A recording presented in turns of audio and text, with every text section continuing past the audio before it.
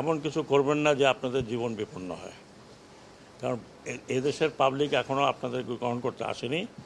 আমি বরং মনে করি আপনারা আপনাদের পার্টি রিঅর্গানাইজ করেন। এই পার্টির অনেক অবদান আছে বাংলাদেশে, এটা আমরা ডিনাই করতে পারি না। পার্টিকে রিঅর্গানাইজ করেন, পলিটিক্যাল পার্টির মতো যেভাবে থাকে, ইলেকশন আসলে ইলেকশন কন্টেস্ট করবেন, জনগণ ভোট দিলে ভোটে যাবেন। এই এই এই এই এই কী বলে, এই স্বপ্নটা যদি আপনারা দেখেন তাহলে কি করবেন আপনারা এই দেশকে আরেকজনের হাতে তুলে দেবেন। তাহলে কি আপনারা বা আপনাদের পূর্বপুরুষরা, আমাদের পূর্বপুরুষরা, আমরা এখানে অত সিনিয়র কেউ নেই, আমরা যে মুক্তিযুদ্ধ করলাম, মারা গেল 30 লক্ষ লোক মারা গেল, সেই 30 লক্ষ লোকের উপরে দাঁড়ায় আপনি দেশকে আরেকজনের হাতে তুলে দেবেন। আমি খালি অনুরোধ করি যে আর যা করেন এটা করবেন না। এবং আর কিছু বলতে চাই না, এদেশের লোক এত তাড়াতাড়ি ভুলে নাই। সময় দেন, হয়তো ভুলে যাবে, কিন্তু এত তাড়াতাড়ি ভুলে নাই। কারণ যাকে ধরছে নেতা, সেই নেতারা এখন পালিয়ে বেড়াচ্ছে। যাকে ধরছে সেই নেতাকে আমরা বাঁচাতে পারছি না। অনেক নেতাকে অনেকে বাঁচিয়েছে, আমরা জানি কে কোথায় আছে। কিন্তু ওটা না করে আপনারা বরং পার্টিকে, এটা অনেক বড় পার্টি এবং I have lot of respect for Awami League. এটা যেটা বললাম যে এটা এই দেশের প্রধান পার্টি একরকম।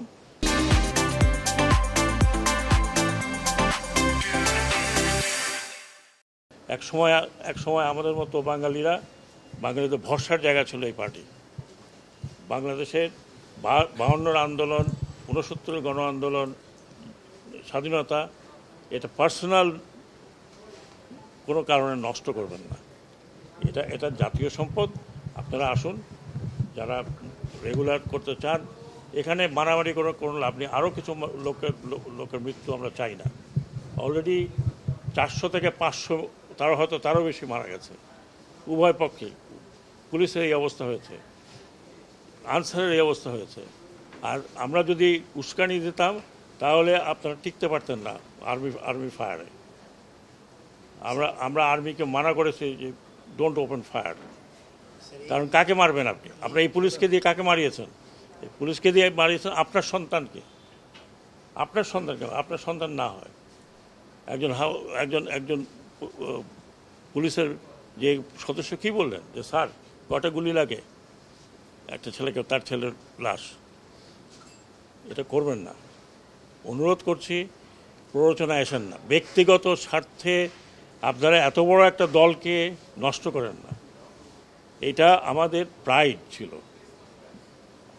বঙ্গবন্ধুর স্বপ্ন ছিল। নষ্ট করবেন না, এটা আপনার নষ্ট করার কোনো অধিকার নাই।